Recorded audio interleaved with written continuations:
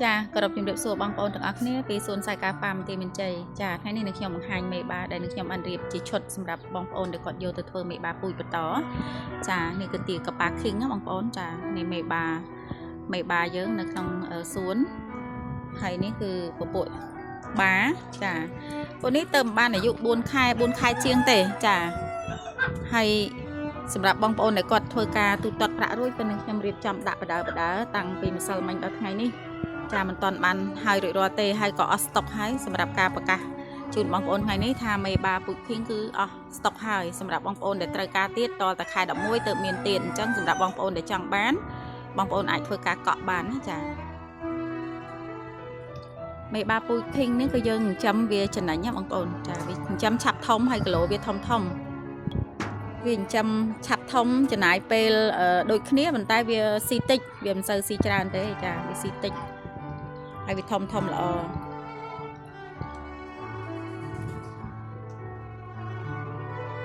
នេះសិតតែមេបាពូជនៅក្នុងសួននេះបងប្អូន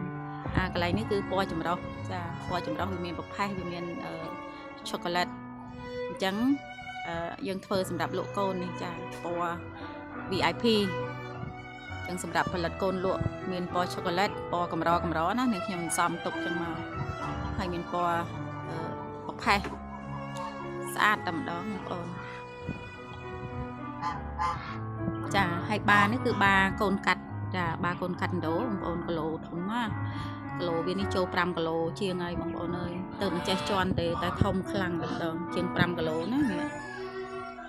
ងុនតែម្ដងហើយនេះខ្ញុំឲ្យវាជន់ជាមួយនឹងមេកប៉ាឃីងយើងធម្មតាដើម្បីបានជាកូនកាត់ដូចាមួយរយៈនេះវាអាក់ពងបងប្អូនចាអត់មានកូនលក់ទេអាក់ពង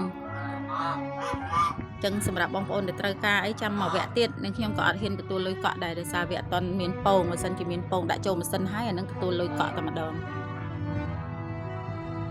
ចាហើយក៏ជម្រាបជូនបងប្អូនផងដែរថានេះខ្ញុំក៏មានលក់ទាសំពៅប៉េកាំងនិងទាសំពៅតៃវ៉ាន់ចាសម្រាប់មេបាលក់អស់ហើយចាមេបាលក់អស់ហើយមានលក់កូនចាសំពៅតៃវ៉ាន់ក៏មានចាធំណាបងប្អូននេះដូចឃើញស្រាប់ហើយនេះចាហើយនឹងប៉េកាំងគឺគីឡូវាចាប់ពី5គីឡូ6គីឡូធំណាបងប្អូនធំជាងកងានទៀត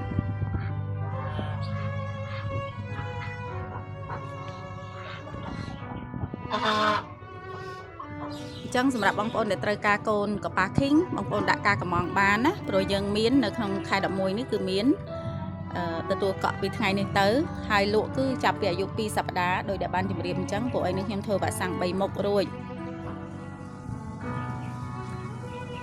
សម្រាប់មេបាពូជបើសិនជាបងប្អូនត្រូវការបងប្អូនអាចចូលមកក្នុងឆាតណាព្រោះអីខមមិនមើលអត់ឃើញទេបងប្អូនចាព្រោះខ្ញុំផុសច្រើនអញ្ចឹងមើលអត់ដឹងថាខមមិនអ្នកណាគឺខមមិនខ្លះទេ